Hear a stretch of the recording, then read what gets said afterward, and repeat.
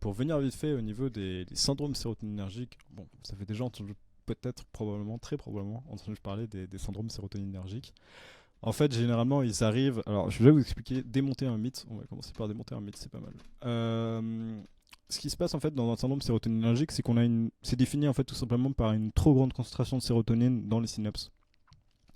Et du coup, une suractivation de sérotonine d'un autre composé qui est capable en fait de suractiver les neurones postsynaptiques. Et du coup, voilà. Du coup, c'est problématique. Et dans ce cas-là, en fait, il y a plein d'agents qui peuvent causer ça, mais si on veut les classifier, du coup, les plus connus, ça va être les agonistes standards. Donc voilà, ils sont en théorie capables de le faire. Il y a les inhibiteurs de recapture, donc justement les antidépresseurs par exemple, en augmentant la concentration, en bloquant cette recapture-là. Et puis les inhibiteurs de monoamine oxydase, du coup, qui sont capables justement d'empêcher la dégradation de ces composés, donc d'augmenter aussi la quantité présente. Et, et du coup, en fait, généralement, un seul de ces trois mécanismes tout seul n'est pas spécialement capable de créer de syndrome sérotoninergique.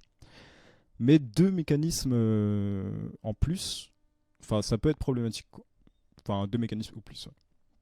Parce que les effets vont s'additionner et il va vraiment y avoir une grosse concentration de produits capables d'activer les neurones à sérotonine. Et du coup, ça peut vraiment être assez dangereux et provoquer des convulsions, des tremblements, des états pas possibles. Et jusqu'à l'arrêt cardiaque. Et du coup, et l'hyperthermie aussi, surtout. Euh, et du coup, en fait, faut éviter du coup de mélanger des produits qui vont augmenter cette concentration-là. Maintenant que vous avez un petit peu plus de base, vous pouvez vous rendre compte qu'en fait, genre, si par exemple on prend des antidépresseurs et qu'on prend de la MDMA, les antidépresseurs ils vont faire quoi? Ils vont bloquer cette entrée-là, donc les retransporteurs. Et la MDMA, du coup, elle peut pas faire grand-chose en fait. La MDMA, c'est un agoniste léger ici, mais pas si efficace que ça, des récepteurs à sérotonine. Mais vu qu'elle peut pas utiliser son mode d'action principal, qui est d'utiliser ce retransporteur pour faire sortir de la dopamine, bah en fait, il y a moyen même en théorie, alors je vous conseille pas de faire ça dans la vraie vie, mais de prendre des doses complètement massives de MDMA, voilà, oui je fais de la RDR et je vous dis ça, des doses clairement massives de MDMA en cas de traitement antidépresseur, et c'est ce qui se passe chez plein de gens d'ailleurs qui ont des antidépresseurs, c'est qu'ils prennent des doses énormes de MDMA, ils n'arrivent pas du tout à avoir d'effet parce que en fait cette partie-là est bloquée. Et du coup, vu qu'on bloque la porte d'entrée à la MDMA pour réussir à libérer en fait cette sérotonine, bah, elle a quasiment pas d'effet, quoi. Un tout petit effet, voilà, vite fait. Mais les gens sous antidépresseurs qui ont déjà pris de la MDMA vous le diront, c'est vraiment très très négligeable, quoi. Et du coup, c'est pour ça qu'en fait, généralement, quand on mélange un libérateur et un inhibiteur de recapture, et ben en fait, il n'y a pas spécialement de risque de syndrome sérotoninergique. Les risques de syndrome sérotoninergique, ils arrivent soit quand on a des agonistes très puissants, soit quand on a des inhibiteurs de recapture très puissants aussi. Le plus souvent, c'est des libérateurs, parce que les libérateurs, en plus justement d'inhiber la recapture, réussissent en plus à faire sortir un maximum de sérotonine, donc c'est un double effet assez dévastateur là-dessus, surtout à courte dose. Et les inhibiteurs de monoamine oxydase, alors ça peut arriver si vraiment c'est très très fort, mais généralement ça suffit pas en termes de dosage, donc il faut généralement comboter ça avec une autre action, du genre justement un inhibiteur de recapture plus un inhibiteur de monoamine oxydase. Là, la cellule a vraiment aucun foutre moyen d'éliminer la sérotonine. Et du coup, ça va faire un syndrome séroto. Voilà, à peu près. Si je vais vous éclaircir un petit peu sur ce cas-là. Parce que voilà, pendant très très longtemps, il y a énormément de gens qui ont pensé que justement prendre en fait des antidépresseurs et de la MDMA c'était ultra dangereux. Que dans la pratique, non, ça va juste annuler les effets l'un de l'autre. Et ils vont se faire une bagarre en fait pour savoir qui va réussir à rentrer. Est-ce que c'est la MDMA qui va réussir à rentrer ou bien est-ce que c'est l'antidépresseur qui va réussir à bloquer? Dans la pratique, c'est généralement l'antidépresseur qui gagne. Et des fois, il y a un petit peu de MDMA qui passe, mais vraiment pas grand chose. Et du coup, les effets sont ultra mitigés. Et du coup, c'est. Voilà. C'est pas spécialement dangereux au niveau de ce mélange. Après, voilà, faut pas s'amuser à le faire non plus. Et surtout que les antidépresseurs prennent du temps à faire effet. Donc voilà, ne vous amusez pas à gober 3 pilules d'antidépresseurs et à 500 mg de MDMA. C'est un truc qui se construit en vrai. Et du coup, voilà, c'est pas un truc à faire à l'arrache. C'est juste pour expliquer un peu la cause du truc, quoi. Et du coup, on arrive sur la dernière slide qui est la tolérance. Et du coup, comment se construit Ouais, question. J'ai une question sur le Yes. syndrome séroto. En fait, le syndrome séroto, c'est bien trop de sérotonine dans la fente synaptique, pas sur les récepteurs. Dans la fente synaptique, mais du coup, qui vont se fixer sur les récepteurs, effectivement. Le truc, c'est que Mais du coup, pourquoi, par exemple, le LSD, il peut pas provoquer de syndrome séroto? en théorie, il peut. Dans la pratique, en fait, il faut atteindre des concentrations tellement énormes pour réussir à le faire que généralement, genre, il va pas le produire. Il va pas en produire. Et puis en plus, vu que c'est juste un agoniste, il y a assez peu de chances que ça fasse un syndrome séroto parce que, alors oui, lui, il va se fixer sur les récepteurs, mais la sérotonine à côté, elle va pouvoir être recapturée, elle va pouvoir être détruite. Du coup, genre, ça va. On n'est pas non plus sur un truc ultra dangereux d'un point de vue des syndromes séroto. Parce que bah, les autres, la sérotonine va pouvoir se barrer en fait. Puis du coup, oui, effectivement, il risque d'occuper pas mal de place et de se mettre un peu sur pas mal de récepteurs, mais il n'y a pas une monstre surabondance constante de sérotonine dedans, quoi. Voilà, si c'est bon. Et, euh, et oui, du coup, oui, il y a clairement. En fait, il y a des agonistes qui sont capables de créer des syndromes séroto, en tout cas chez les animaux, qu'on a réussi à développer, mais ils sont. Bref, ils sont pas très très. Pas très très sur le marché. Et effectivement, c'est un risque qui est quand même faible. Il faut monter sur des dosages assez affreux pour réussir à faire un syndrome séroto avec juste des agonistes. La plupart du temps, dans le cas d'un syndrome séroto, c'est toujours des actions mélangées, soit qui viennent de deux produits différents, soit même d'un seul produit, hein, ça peut arriver. Il y a certains produits qui sont des agonistes et qui en plus sont capables de bloquer ici les retransporteurs. Du coup, dans ce cas-là, ça commence à faire pas mal. Et après, bah, justement, les libérateurs, en l'occurrence la MDMA, qui est un peu genre le produit parfait pour faire un syndrome séroto, à combo avec un IMAO si vous voulez vraiment mourir, c'est que justement, bah, ça va bloquer ce retransporteur en partie, ça va libérer, en plus ça a un effet agoniste, donc on est vraiment sur une triple action qui va pas trop pardonner, quoi, surtout à grosse dose. Donc voilà. C'est pour ça qu'il faut faire bien gaffe et que la plupart du temps, ouais, une surdose de MDMA se traduit quasiment systématiquement par un syndrome sérotoninergique et justement une hyperthermie ultra violente, des sueurs, des nausées aussi parce que la sérotonine joue énormément dans le système gastro-intestinal en fait pour la régulation du système gastro-intestinal. Euh, et puis du coup ouais après des tremblements tout ça, une monstre pupille méga dilatée, bah voilà. Ça peut arriver sans syndrome séroto, la midriase, les pupilles pétées, mais en l'occurrence il y en a toujours en fait dans les syndromes séroto. Voilà. Pouh.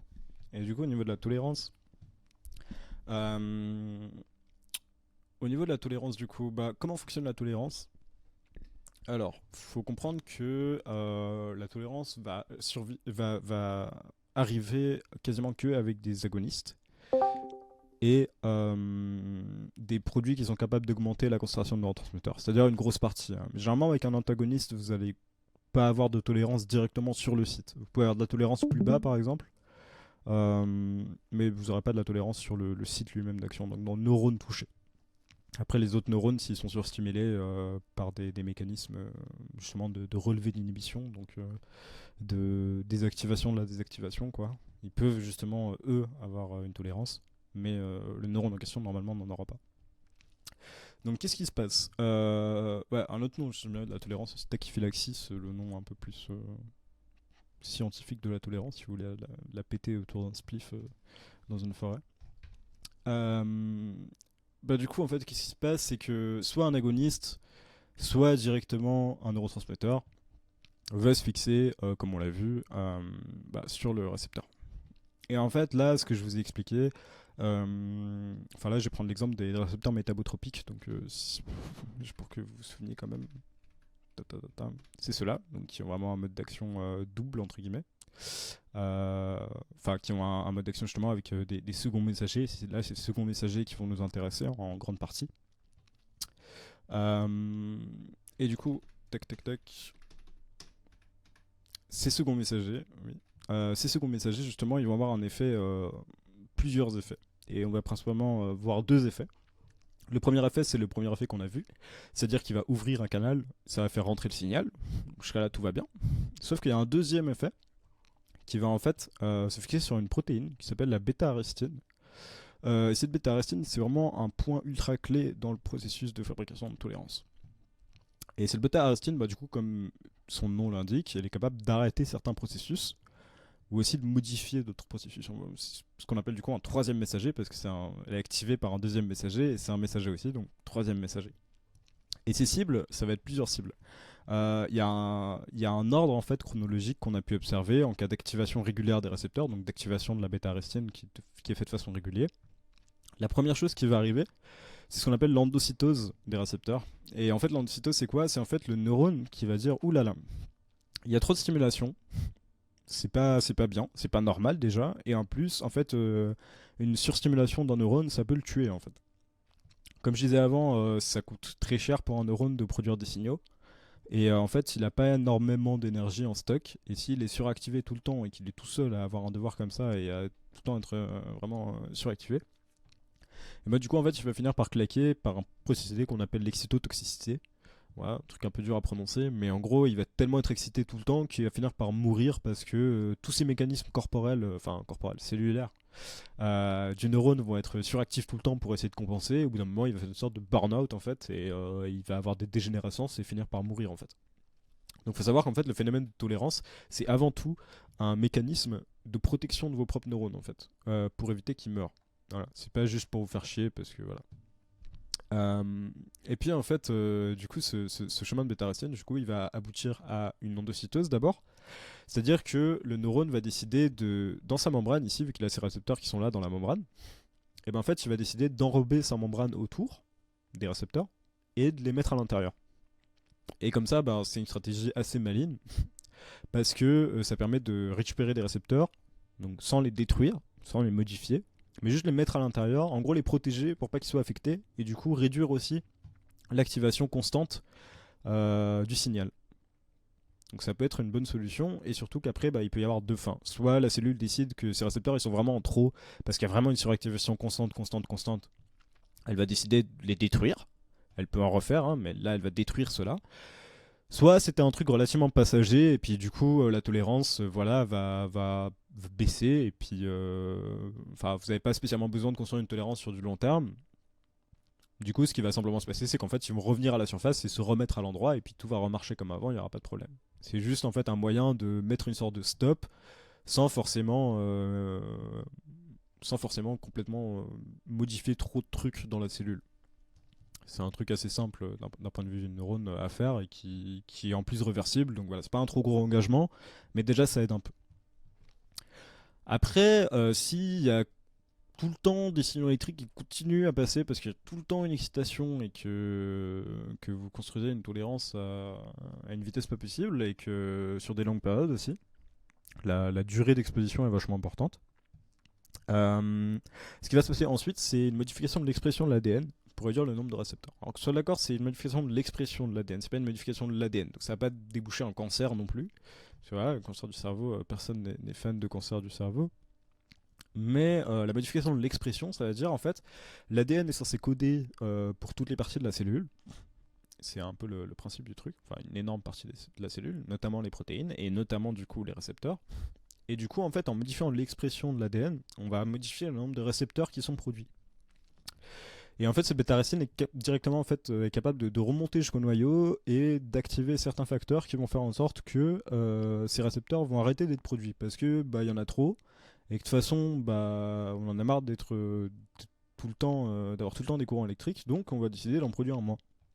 C'est la réflexion du neurone en tant que tel. Et en fait, ça c'est le messager qui va le permettre de réduire la quantité de récepteurs qui sont produits. Et finalement, s'il y a quand même encore après tout ça, donc vraiment sur des longues périodes d'exposition ou des périodes d'exposition intenses et longues, voilà.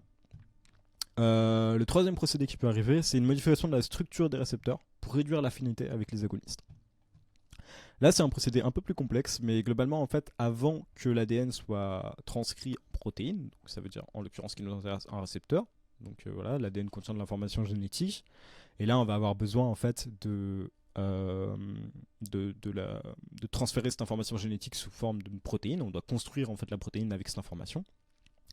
Avant que ça se passe, il y a moyen en fait, sans toucher à l'ADN, mais en fait toucher en fait à l'information qui sort de l'ADN pour se faire fabriquer en récepteur, d'en fait modifier cette information là pour modifier en fait du coup la forme du récepteur qui va être fabriqué. C'est un procédé qu'on appelle l'épissage, et par un truc plus globalement connu qui s'appelle du coup l'épigénétique. Je pense qu'il y a peut-être des gens qui en ont déjà entendu parler, c'est possible. Et du coup, en fait, ça va réussir à modifier la structure justement du récepteur sans toucher à l'ADN non plus, toujours pas, parce qu'on n'a pas envie de toucher à cet ADN, parce que ça voudra dire probablement un cancer ou des risques de cancer en tout cas. Et du coup, la structure du récepteur va être modifiée. Et qu'est-ce qui va se passer? Vu que la structure du récepteur est modifiée, on va perdre de l'affinité pour les agonistes. Ça ne veut pas dire qu'on va complètement détruire les agonistes, mais par exemple, si on change un petit peu la structure de l'agoniste, les neurotransmetteurs et les drogues vont moins facilement réussir à se fixer dessus, et elles vont rester normalement moins longtemps. Ou alors, on peut faire en sorte qu'elles ont aussi moins d'effet. Donc elles vont créer un signal qui est moins important, en relâchant du coup moins de seconds messagers. Donc voilà, il y a cette possibilité-là. Donc c'est ces trois possibilités globalement qui sont successives normalement et qui s'additionnent en fait au fur et à mesure. Il n'y en a pas une qui remplace l'autre. Hein. Ça se fait de plus il y a d'exposition et plus ces facteurs-là se produisent dans un ordre croissant du coup, qui vont faire en sorte que le neurone pourra moins être excité. Et du coup, il va être moins réactif et moins sensible à la prise de produits en fait. Et du coup, ce phénomène-là, il est normalement réversible. Le problème, c'est que si l'exposition est longue et que c'est une exposition aussi intense, donc des quantités assez énormes, donc vraiment une grosse surstimulation, et ben en fait, ces facteurs-là, ils vont prendre autant de temps à disparaître qu'à apparaître. Enfin, c'est clairement pas une loi générale, mais dans le sens où, en fait, en premier, du coup, il y a les récepteurs qui vont se remettre un peu à la surface. Ensuite, il y a la modification de l'ADN qui va faire en sorte qu'il y aura plus de récepteurs qui seront de nouveau produits. Donc, on va reproduire un peu à la normale. Et ensuite, on va modifier finalement la partie épigénétique pour redonner une forme un peu normale au transporteur, au récepteur, pardon. Et du coup, voilà. Donc, plus on a une grosse durée d'exposition et plus ça va prendre de temps. Après, en l'occurrence, c'est pas du tout une relation linéaire. Ça veut pas dire que voilà, on a pris pendant 5 mois de l'héroïne, qu'après 5 mois, du coup, on aura un cerveau tout à fait normal, clean. Mais il y a une corrélation entre les deux. Et c'est un mécanisme qui est genre relativement mal compris. Enfin, on a découvert relativement récemment, en tout cas, ce phénomène de bêta-arostine et puis ses implications, toutes ses implications. Parce qu'au début, on pensait qu'il n'y en avait qu'une. Et puis en fait, on s'est rendu compte que ça modifiait aussi d'un point de vue de la transcription de l'ADN. Donc voilà, on a découvert des nouvelles implications. Et du coup, c'est pas un mécanisme qui est ultra compris et encore moins facilement quantifié. Donc, c'est ultra difficile de répondre aux gens quand est-ce que ma tolérance va redescendre. On n'est pas trop capable de le faire en l'occurrence. Faut voir quoi. Mais il n'y a pas de possibilité de prédiction, en tout cas dans l'état actuel des choses et dans l'état actuel de nos connaissances en neurosciences. Il n'y a pas moyen spécialement de savoir quand est-ce que la tolérance va redescendre et comment elle va redescendre et est-ce qu'au bout de 2 mois, du coup ma tolérance sera divisée par deux. On ne peut pas vraiment prédire ça. En plus, ça va dépendre pour chaque individu de du coup son code génétique, de quelles mutations ont été faites au niveau de la structure des récepteurs, et puis du coup à quel point aussi il a réussi à réduire en fait l'expression de ses neurones et puis à faire de l'endocytose. Donc en gros à quel point sa tolérance est forte quoi. Et ça c'est des facteurs qui sont variables entre les individus, autant du point de vue du coup de leur vécu, de ce qu'ils ont pris, et aussi du coup de leur ADN en fait, parce qu'il y a aussi une assez grosse partie au niveau de l'ADN, et c'est pour ça qu'il y a des gens qui vont créer des tolérances très rapidement et d'autres personnes qui vont créer des tolérances moins rapidement. Et c'est là en fait qu'on se rend compte aussi qu'il y a certains produits qui ont l'air de créer des tolérances très rapidement, et des fois très courtes ou très longues, et certaines d'autres pas spécialement, et en fait ça vient de leur capacité à faire de la sélectivité fonctionnelle. La sélectivité fonctionnelle, c'est quoi? Du coup, on a vite fait vu qu'en gros, la sélectivité, c'est la capacité à se fixer sur un type de récepteur en particulier, ou à essayer de minimiser le nombre de récepteurs sur lesquels on va agir. Ça, c'est ce qu'on appelle la sélectivité traditionnelle. Et en fait, la sélectivité fonctionnelle, c'est en fait quand on est, quand on est sur un récepteur, en fait, les cascades de réactions qu'on va réussir à avoir dessus. Et en fait, ça, c'est un truc qui était clairement inimaginable de penser il y a 15 ans. Mais actuellement, en fait, on s'est rendu compte qu'il y a certaines molécules, certains agonistes, qui sont capables de modifier en fait ces signaux et de modifier les proportions en fait de chaque signal. Donc, de favoriser par exemple l'action du second messager sur ce canal, au détriment du coup de l'action sur la bêta-arestienne. Et inversement, du coup, il y a des possibilités aussi de faire l'inverse, donc augmenter l'action sur la bêta-arestienne, baisser l'action sur le signal. Et ces ratios-là, en fait, on peut les calculer. Alors, c'est un truc qui n'est pas encore fait très souvent parce que c'est une découverte relativement récente et puis que du coup, là, ils sont plutôt en train de développer des médicaments plutôt que d'analyser des drogues. Voilà, c'est un peu plus d'application financière, on va dire, et aussi médicale. Mais du coup, ouais, on est théoriquement capable de le faire. Et il y a quand même des études qui ont été faites sur des drogues, et typiquement, bah, ils sont intéressants en fait à la salvénorine A, qui est du coup le composé de principe actif principal de la Salvia divinorum. Et en fait, cette plante-là, du coup, est capable de créer ce qu'on appelle une tolérance inversée. Et bah, du coup, on a réussi à comprendre pourquoi. Ça, c'est plutôt pas mal. Et du coup, effectivement, c'est une création d'une sélectivité fonctionnelle qui fait qu'en fait, elle est uniquement, quand la salmonine A se fixe ici sur le récepteur, elle est uniquement capable de créer ce canal, d'ouvrir ce canal pour créer un signal, mais pas du tout d'activer la bêta-arrestine. Du coup, ce qui fait qu'il n'y a pas de tolérance à la consommation de salvia, et même on dit tolérance inverse, pourquoi? Parce qu'en fait il y a un procédé aussi naturel dont j'ai pas spécialement parlé, mais qui en gros fait qu'il y a un renfort de la connexion synaptique plus on l'utilise. C'est un truc un peu normal, standard en fait, qui fait que bah, c'est justement comme je disais pour créer des comportements positifs. Euh, que en fait bah, plus un signal est activé et en fait ce qui va se passer c'est que ça va aussi entraîner des autres facteurs que je vais pas détailler, mais en gros ces autres facteurs ils vont augmenter la taille du neurone présynaptique, donc il va grossir, comme ça il aura plus de surface d'exposition, ça va augmenter le nombre de récepteurs et ça va aussi augmenter normalement même en amont en fait il y a des messagers qui permettent de passer en fait dans l'autre sens du coup d'un neurone à l'autre et qui vont aussi dire à l'autre neurone plus haut de créer plus de neurotransmetteurs. Donc en fait, il y a une augmentation de la production en bas, une augmentation de la récupération, une augmentation de la production du coup en haut, pardon, et une augmentation de la récupération en bas, qui fait que du coup le signal est plus intense. Ça se fait couramment pour justement augmenter l'effet, mais c'est un truc qui normalement se construit petit à petit, alors que là, la tolérance, justement, le système de bêta-arrestine, il peut être déclenché justement pour contrer en fait cet effet-là et puis pour du coup protéger les neurones en soi. Donc voilà. Mais si on n'active pas ce chemin-là, bah, du coup, en fait, c'est l'inverse qui va se produire et on va augmenter en fait plus on utilise un circuit et plus le circuit de neurones va se renforcer. Et c'est ce qui arrive avec la salvia en fait. À l'inverse, en fait, il y a eu des études aussi qui ont été faites sur le DSD. Et en fait, ils se sont rendus compte que le LSD activait énormément la bêta-arrestine. Alors, bien sûr, il active aussi fortement le canal, hein, qui permet de créer du signal et du coup de provoquer des hallucinations. Mais en fait, l'activation de la bêta-arrestine est vachement efficace, et ce qui fait que c'est pour ça qu'il y a une tolérance très rapide et très forte au LSD. Mais vu que cette activation elle est courte, et ben du coup, en fait, c'est uniquement le premier. Normalement, le deuxième, il se fait pas trop, mais voilà, c'est dur à quantifier après. Mais normalement, c'est principalement, en tout cas, le premier effet qui va se passer, donc une endocytose, qui fait que les récepteurs des gens qui ont pris du LSD il y a 3 jours, et bah, du coup, ils vont être à l'intérieur de leurs neurones et pas en contact avec la fente synaptique, et du coup, ils sont incapables en soi de. Enfin, pas incapables, mais il y a une bonne partie qui va pas du tout être capable de réagir. Du coup, ils peuvent reprendre du LSD 3 jours après, ils n'auront pas spécialement d'effet parce qu'ils sont tous endocytisés dans des petites vésicules comme ça à l'abri. À cause de l'activation forte en fait du LSD sur la bêta-arrestine. Et voilà. Et je pense qu'on a fini. Voilà. C'était peut-être un petit peu long, effectivement. Mais voilà, je suis ravi d'avoir des questions, des remarques, ce que vous voulez. Mais discutons si vous voulez bien. Ouais, j'ai une question. Je crois que tu en avais parlé un peu, mais j'ai complètement oublié. Par exemple, c'est connu que les dissociatifs, ils ont des tolérances, voire permatolérances, alors que pourtant, c'est des antagonistes. Et je sais que tu en as parlé un peu, mais j'ai totalement oublié. Yes. Alors en vrai, la permatolérance, bon, déjà on n'est pas sûr en soi que ce soit une permatolérance. Je pense personnellement que c'est une tolérance qui est forte, oui, effectivement. Permatolérance, je sais pas. Je pense pas qu'il y ait une modification à vie en fait de l'expression de l'ADN.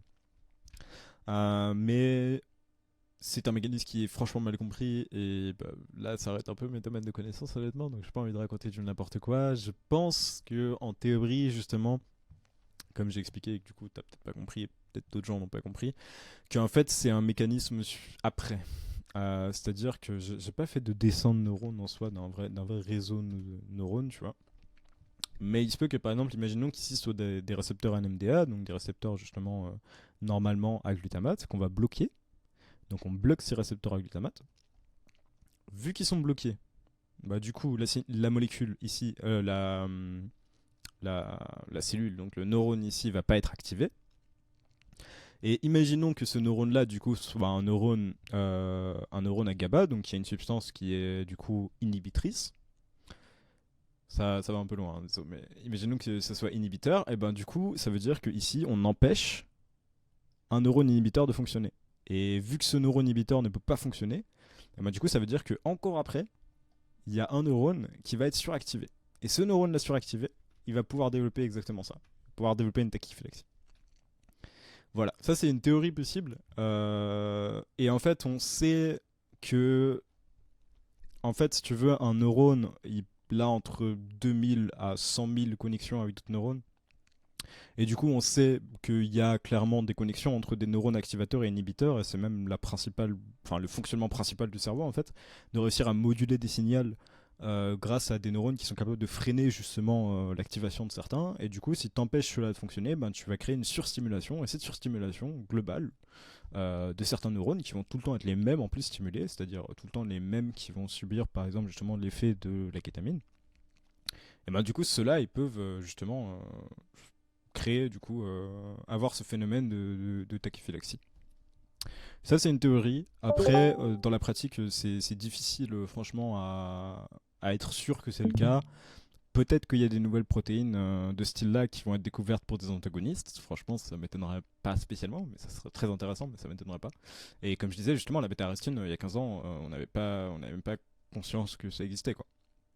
Donc voilà, en fait, on n'est pas du tout à l'abri de découvertes. C'est un milieu qui évolue vachement vite, en vrai, le monde des neurosciences. Mais déjà, je trouve ça assez impressionnant qu'on arrive à en comprendre autant déjà sur le cerveau au stade où on en est, alors que c'est une branche qui est vraiment récente, très récente. C'est une des sciences les plus récentes, en fait. Euh, et qu'on a déjà justement des compréhensions assez poussées de phénomènes comme ça.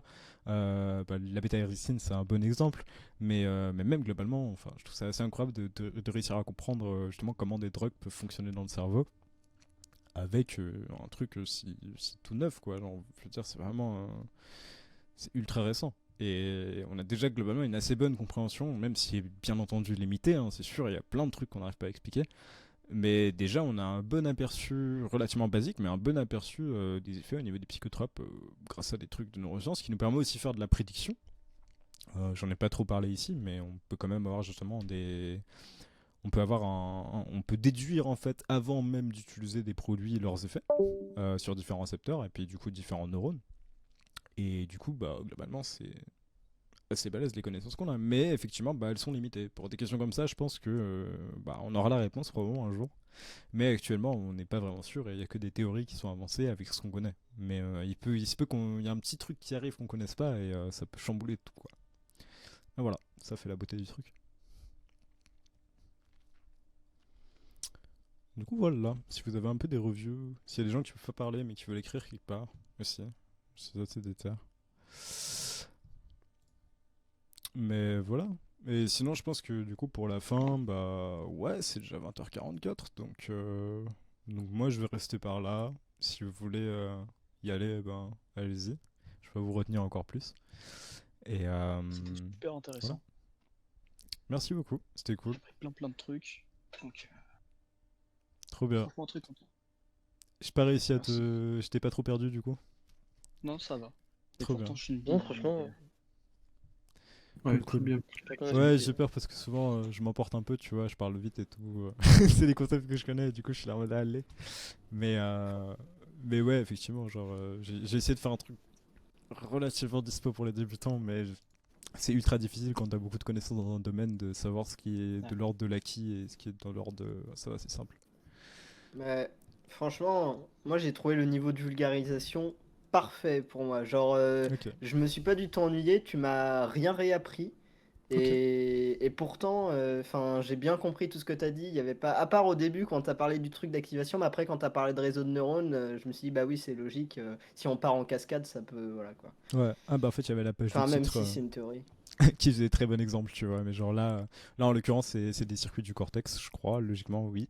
Et du coup, bah là, en fait, les petits fils là que tu vois, pas les gros machins, mais les petits fils, en fait, c'est des neurones inhibiteurs. Et là, c'est des neurones activateurs, les gros. Et puis ensuite, ça reva dans des neurones inhibiteurs. Ça, en fait, ça permet de contrôler les mouvements, tu vois. Parce que dès que tu as un mouvement précis que tu as envie de faire, bah du coup, ça veut dire que tu dois en fait inhiber certains mouvements parasites pour réussir à le faire proprement. Et en fait, les gens qui ont un problème de Parkinson, c'est souvent des neurones dans ces régions-là qui sont défaillantes. Et du coup, en fait, ils sont incapables de faire des mouvements précis parce qu'ils ont des mouvements parasites tout le temps. Parce qu'ils sont incapables d'inhiber leurs mouvements parasites. Du coup, voilà, c'est un exemple très très bien en fait. J'avais pas remarqué, mais pour montrer un peu le truc d'avant, d'alternance en fait entre des trucs activateurs, inhibiteurs, etc. Trop cool. Bah, merci beaucoup pour le retour. Chifi, c'est fort sympathique. Trop bien. Bah, plein de retours positifs, ça fait plaisir. Ouais, si jamais aussi j'ai enregistré en fait le cours, s'il y a des gens, si jamais qui ont participé, qui n'ont pas envie d'être dedans, bah n'hésitez pas à le dire. Et je couperai les passages, je ferai de l'édition. Et puis sinon voilà, mais je pense que globalement les questions étaient grave constructives aussi. Merci beaucoup à tous ceux qui les ont posées. Et du coup, bah ouais, globalement c'était bien. Voilà. Donc si jamais vous voulez pas paraître, n'hésitez pas à me le dire, vous pouvez m'écrire ou ce que vous voulez.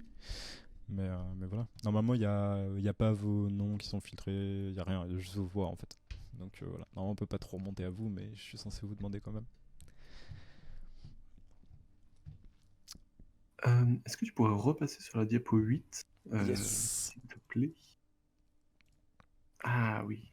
Ah ouais. Ah oui, c'est ça. Ouais. Mm. Ce genre de libérateur assez complexe, ouais.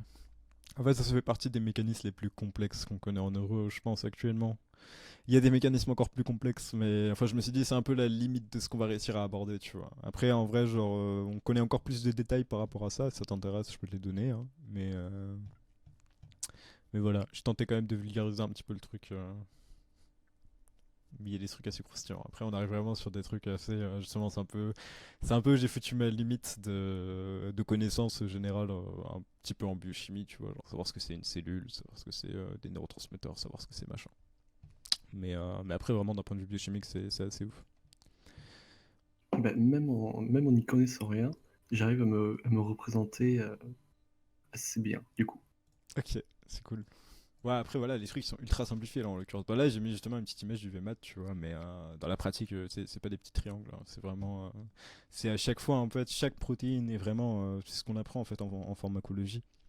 Chaque protéine est vraiment une structure tridimensionnelle en fait ultra complexe et assez jolie, hein, franchement.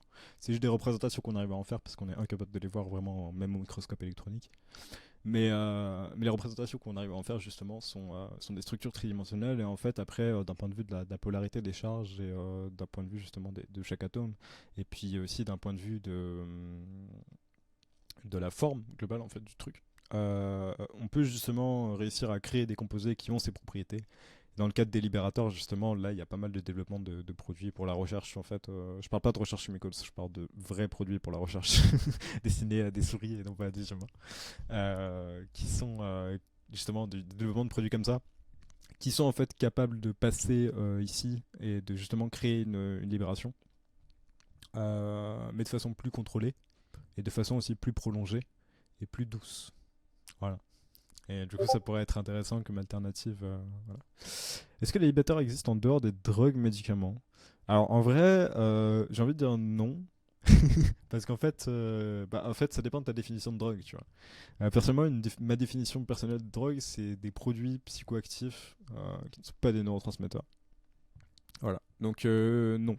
Forcément, ça va rentrer. Enfin, les médicaments, pour moi, psychoactifs sont des drogues. Et puis, du coup, oui, effectivement, tous les libérateurs pour moi sont des drogues, effectivement, parce que c'est des produits qui sont pas endogènes et pas produits par le corps qui ont cet effet-là. Après, en dehors des drogues médicaments, ouais, après, t'as différents mécanismes d'action que j'ai pas abordés ici qui existent aussi. Et ça, typiquement, bon, celui-là, non. Mais il y a un effet aussi assez intéressant qui est un système libérateur qui est particulier, mais qui est assez connu pourtant.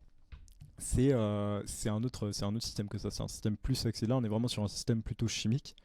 Enfin, bien sûr, il y a des protéines, etc. Mais il y a un système aussi biochimique qui existe, qui est produit par une petite bactérie dont vous avez déjà entendu parler, je pense, qui est la toxine, enfin qui produit la toxine botulique, le botulinum. Et puis lui, en fait, il est capable de créer, en fait, là, alors là, c'est pas des molécules toutes simples, c'est vraiment des trucs un peu plus complexes. Donc, c'est vraiment des protéines qui sont en fait capables de se fixer sur ces vésicules-là. Et en fait, bon, là, c'est pas de la libération, mais en fait, c'est du blocage. et du coup qui est capable de se fixer sur les vésicules et de complètement euh, bloquer en fait l'activation bloquer la fusion en fait entre ces vésicules et la sortie. Et elle est capable de faire ça sur les vésicules à acétylcholine. Et j'ai très vite fait aborder, mais ça m'étonnerait que vous vous en souveniez. L'acétylcholine du coup est responsable notamment des muscles. Et du coup en fait vu qu'elle arrive à bloquer en fait la fusion ici, à intercepter en fait la fusion entre les vésicules et le bord de la membrane pour libérer leur contenu. Mais du coup en fait ça va paralyser les muscles. Mais du coup là contrairement au curare, on aura une paralysie qui est vraiment flasque.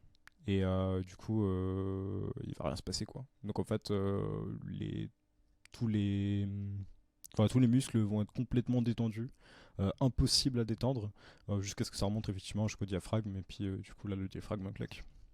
Du coup là on a fait inverse d'un libérateur, qui empêche justement la fusion des deux membranes, mais ouais du coup je pense que naturellement à mon avis il y en a des libérateurs, hein, clairement. Si ça se trouve, je pense qu'en vrai la catinone du 4 non substituée doit avoir un effet libérateur relativement faible, mais il doit y en avoir. Et sinon après il y a probablement encore d'autres produits naturels qui le font. Non, sinon, mis à part la catégorie du 4, j'en vois pas comme ça. Des inhibiteurs de recapture, ouais, ça se trouve. Il y a le Cana, Serratium tortuosum, qui est un inhibiteur de recapture, qui a de la mésembrine dedans, et puis c'est un inhibiteur de recapture naturel, capable en fait justement d'avoir un effet antidépresseur en fait. Et ce qui est rigolo en fait, c'est que on a découvert, en fait, on a fait de la recherche et développement pour créer ces inhibiteurs. Et on s'est rendu compte après qu'il y avait une plante qui faisait ça en fait depuis vachement longtemps et qu'on s'était pas rendu compte. Alors bon, l'avantage au moins c'est que ce qu'on a développé produit sensiblement moins d'effets secondaires que la plante, mais on aurait clairement pu s'inspirer du mécanisme déjà existant pour faciliter un petit peu la recherche. Et voilà, actuellement il y a aussi encore de la recherche sur justement cette molécule-là qui est du coup carrément, d'un point de vue de la structure chimique, carrément différente de ce qu'on a développé nous et qui pourrait être aussi intéressante après à utiliser comme antidépresseur en fait. Voilà. Petite question en cours. Nickel. Trop bien. Merci pour ta question.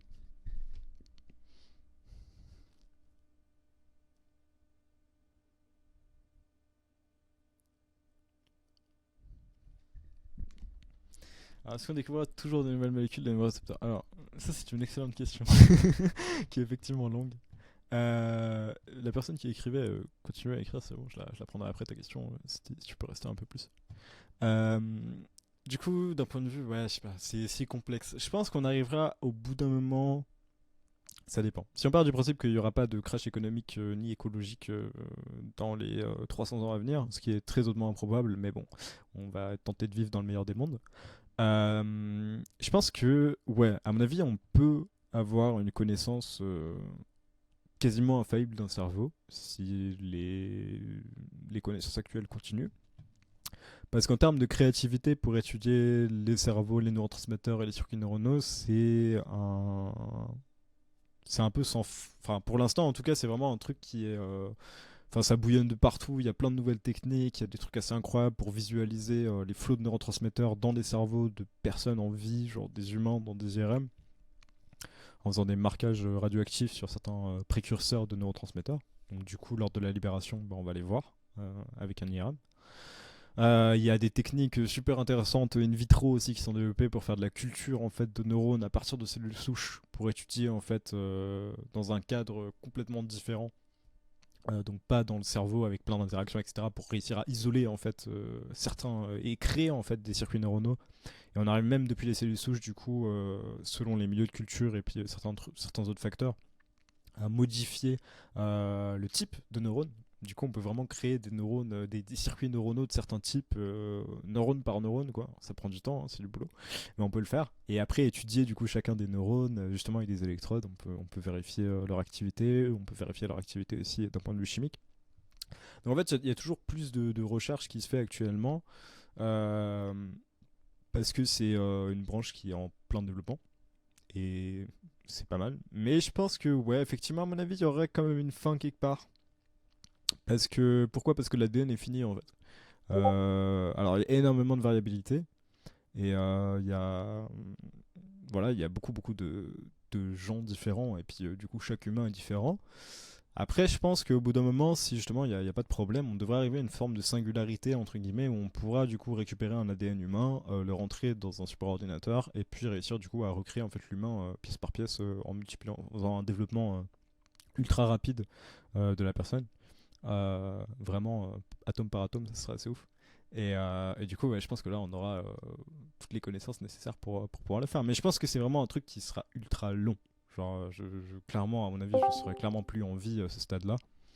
Et, euh, et du coup, voilà. Mais voilà, c'est pas grave. Je suis plutôt content d'être là pendant la recherche, quoi. C'est la partie amusante parce qu'une fois qu'on connaît tout, c'est moins marrant. Concernant les RC, alors ouais, non, ça dépend. Je pense que ouais, on peut créer des molécules, énormément de molécules même. Et pareil, là aussi c'est un milieu en ébullition aussi actuellement, notamment au niveau de la XAR. Donc ça c'est en fait de faire, comme je disais, de la prédiction euh, d'effets de molécules sur le cerveau via la structure chimique. Et maintenant, on arrive à avoir de l'Axar. Alors avant, ça se faisait au feeling, en fait. C'était juste un truc du genre, allez, let's go, on va se dire, cette molécule-là, elle a l'air de bien marcher, je vais essayer de mettre une petite partie de cette molécule là-dessus, peut-être ça va augmenter l'effet, voilà. Ce que faisait Shulgin, par exemple, quand il a développé justement les premières recherches chemicals. Mais, euh, mais en fait, après, maintenant, on a vraiment des logiciels assistés par intelligence artificielle qui sont capables de créer en fait justement des protéines. Donc on peut choisir typiquement, je sais pas, on a envie par exemple justement de designer des bloqueurs de canaux calciques parce qu'on en a pas beaucoup, ou bien que ceux-là ils sont pas terribles, ou bien qu'il y a un potentiel commercial important. Du coup, on va prendre cette protéine-là, enfin on va prendre l'ADN en fait d'une personne normale qui n'a pas d'anomalie au niveau de ce récepteur. On va le séquencer. On va utiliser cet ADN du coup pour reproduire la protéine. Donc on va avoir une modélisation 3D de cette protéine. Et ensuite, l'intelligence artificielle du coup va réussir à prendre des composés connus, par exemple ici la prégabaline justement, qui est un composé connu, et à rajouter des modifications dessus et à essayer de le fixer en fait comme dans la vraie vie en fait, comme d'un point de vue microscopique, à fixer en fait la prégabaline et ses dérivés du coup qu'elle vient de créer sur ce récepteur. Et du coup, grâce à ça, ça va être plutôt cool en fait, parce qu'on va pouvoir tester assez rapidement plein de molécules sur un récepteur de façon entre guillemets parfaite, donc qui va pas dépendre des individus, qui va pas dépendre entre guillemets de la concentration, donc il n'y a pas tous les paramètres des gens qui métabolisent rapidement, les gens qui vont prendre des quantités plus fortes, machin. Non, on est vraiment dans un milieu où il n'y a rien, genre simulation informatique, tu vois, avec juste un transporteur ou un récepteur et une molécule. Et du coup, grâce à ça, justement, on peut tester en temps réel en fait une quantité de molécules assez impressionnante. Et du coup, bah ouais, on peut théoriquement justement créer, enfin ça se fait en fait, de créer des molécules comme ça. Après, bien entendu, il y a plein de tests sur les animaux, après les tests cliniques, toutes les phases, etc. Mais le développement de molécules actuelles dans des grosses entreprises se fait principalement via ça en fait. Et après, même l'intelligence artificielle est capable de proposer des différentes techniques de synthèse pour produire le composé qu'elle a créé. Donc voilà. Donc ouais, effectivement, c'est pas sans fin, je dirais, la création de RC, parce qu'au bout d'un moment, on va réussir à obtenir toutes les molécules intéressantes euh, via intelligence artificielle, probablement, vu que c'est un truc en plein essor, en plein développement, et qui fonctionne super bien, qui permet de réduire les coûts aussi de façon magistrale. Enfin, c'est des bébés qui sont extrêmement chers à programmer et extrêmement bien gardés aussi, c'est pas le genre de logiciel qu'on trouve facilement. Mais je pense que ça va se populariser. Et puis du coup, grâce à ça, oui, on va probablement réussir à trouver tous les composés, enfin tous les RC intéressants qu'on va pouvoir utiliser, quoi. Probablement. Je suppose que oui. C'est pas une certitude, hein, mais voilà, en fait, le nombre de composés chimiques qu'on peut produire est limité, donc voilà. L'action de la prégabaline est uniquement liée au canal calcique. Alors ouais, ça c'était un peu une surprise en fait, parce que en fait c'est comme son nom l'indique, c'est un dérivé de GABA. Et du coup, on s'attendait à ce qu'elle ait un effet sur la récepteur GABA, comme l'alcool, quoi, ou comme les benzos. Ou bien même comme d'autres composés, genre le GHB, typiquement, on imaginait qu'elle aurait un effet assez similaire au GHB. Et en fait, ce qui est marrant, c'est qu'elle a un effet assez similaire au GHB, un peu plus long. Mais qu'en fait, le mécanisme d'action est genre complètement différent. Et c'est effectivement un dérivé de GABA, donc on a vraiment pris le neurotransmetteur, on l'a modifié. Mais qu'en fait, ça bloque les canaux calciques, et du coup, voilà. Donc c'était un peu une surprise en mode genre, what, qu'est-ce qui se passe? Enfin, quand ils ont compris la pharmacologie du truc. Mais ouais, effectivement, c'est principalement un bloqueur de canaux calciques. Après, ce que c'est. En fait, ouais, j'ai oublié de le préciser tout au début, mais c'est assez important. Quand je parle de sélectivité, c'est jamais absolu. Il y a que sur des simulations informatiques qu'on peut avoir genre une sélectivité absolue. D'un point de vue des lois de la thermodynamique, en fait, la sélectivité absolue n'existe pas. Il y a toujours des interactions qui vont se faire, même en des trucs qui ont genre quasiment rien à voir et qui peuvent normalement genre ouvrir un récepteur plus ou moins. Je parle pas non plus genre dans d'autres trucs, enfin, comment dire. Prenons un exemple, ce sera plus simple. Par exemple, ouais, la morphine. Je parle des récepteurs opioïdes mu. C'est relativement sélectif sur les mu, mais en vrai, ça va aussi agir sur le récepteur opioïde sigma, aussi sur le récepteur delta et aussi sur le récepteur kappa. Mais dans une moindre mesure. Les amphétamines, en vrai, si ça se trouve, et je pense que oui, elles agissent sur le récepteur opioïde, mais de façon tellement moindre. En gros, leur constante d'affinité, justement, est tellement élevée. L'inverse. Donc voilà. Donc est tellement élevée qu'en fait, genre, bah, elles vont quasiment rien activer et puis pas vraiment se fixer dessus. Donc en fait, voilà, genre, il n'y a pas de sélectivité parfaite, entre guillemets, en tout cas pas dans un corps humain. Il y a toujours des interactions qui vont se faire avec d'autres récepteurs, mais tant qu'elles sont dans une vraiment moindre mesure, généralement, voilà, il y a différents niveaux de sélectivité qu'on peut atteindre, justement, mais il n'y a pas genre de sélectivité, c'est pas une valeur binaire, en fait, c'est vraiment une question de décimale. C'est une question de justement. Après, il y a des calculs qui permettent de savoir, par exemple, qu'on fait très souvent d'ailleurs en pharmacologie clinique, qui sont en fait pour regarder la sélectivité d'un récepteur par rapport à un autre. Par exemple, on a un effet justement de l'alcool, voilà, on peut prendre l'alcool. On a envie de quantifier l'effet sur le récepteur GABA par rapport à l'effet sur un récepteur dans le foie, par exemple, qui peut provoquer des cirrhoses. Et du coup, on va comparer les deux et on va voir que la sélectivité pour les récepteurs dans le cerveau est par exemple 3 fois plus élevée que dans les reins. Et on va se dire, ah bah non, là c'est pas suffisant en fait, c'est pas assez parce que ça fait quand même trop d'effets négatifs sur les reins. Donc on compare en fait les constantes d'affinité et les constantes d'efficacité aussi parce qu'elles sont importantes, bien entendu. S'il y a une affinité mais pas d'efficacité, ça va servir à rien. Et donc, on va comparer ces deux choses et vérifier les ratios. Mais c'est tout le temps une question de ratio, la sélectivité. C'est jamais une question de truc absolu. Donc, oui, je pense que clairement, la prégabaline a des effets, genre, pas forcément que sur les récepteurs calciques, mais principalement sur les récepteurs calciques. Et on peut quand même affirmer qu'elle est globalement assez sélective sur les récepteurs canocalciques. Même si c'est pas justement une loi absolue, quoi.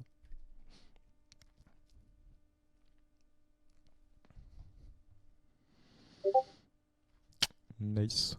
Ouais, bah j'essaie de nuancer un peu parce que là, genre, souvent on a envie de voir du noir ou du blanc, mais dans la pratique, c'est rarement comme ça, quoi.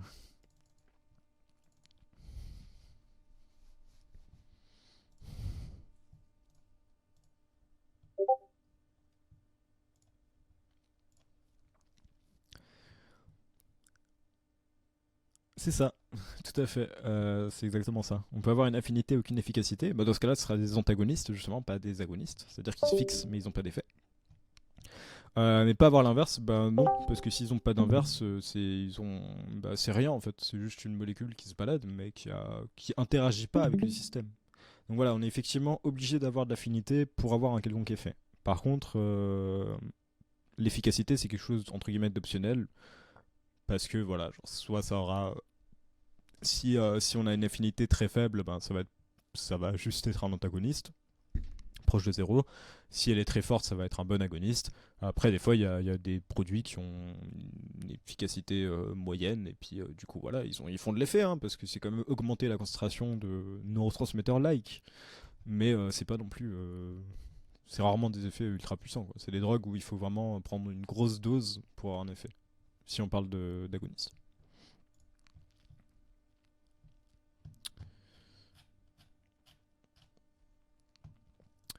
Bon, bah du coup voilà, je sais pas s'il y a encore des questions, posez-les, mais ça fait tard, et j'ai toujours pas mangé.